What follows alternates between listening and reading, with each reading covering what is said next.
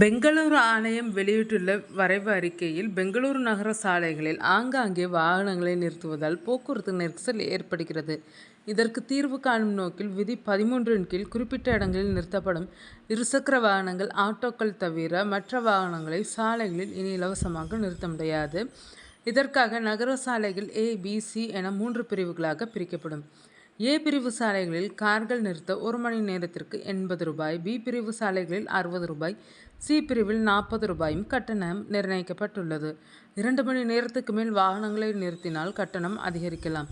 அதிகபட்சமாக 1½ மடங்கு வரை அதிகரிக்கும் வாய்ப்புள்ளது. பொது சாலைக்கு பதிலாக வாகனம் நிறுத்தும் வளாகங்களில் மாதந்தோறும் இருசக்கர வாகனங்களுக்கு ரூ. 1000 முதல் ரூ. 2000, கார்களுக்கு ரூ. 2000 முதல் ரூ. 4000 வரை கட்டணம் விதிக்கப்படும். தினமும் இரவு 8 முதல் மறுநாள் காலை 8 மணி வரை வாகனங்கள் நிறுத்தினால் மாதத்துக்கு 50% தள்ளுபடி வழங்கப்படும்.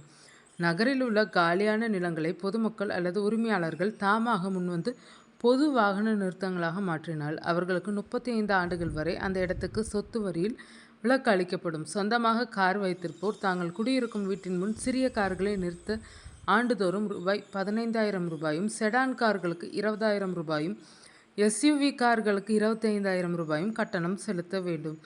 அதுவும் இந்த கார்கள் நிறுத்தப்படும் போது மற்ற வாகனங்கள் செல்ல இடவசதி இருக்கிறதா என்பதை ஜிபிஏ மார்ஷல்கள் பார்வையிட்டு அறிக்கை தந்தால் மட்டுமே அனுமதி தரப்படும். இந்த வரைவு திட்டம் குறித்து 30 நாட்களுக்குள் பொதுமக்கள் தங்கள் கருத்துக்களை தெரிவிக்கலாம். அதை பரிசீலிக்கப்பட்டு இறுதி முடிவு எடுக்கப்படும். இவ்வாறு அதில் கூறப்பட்டுள்ளது.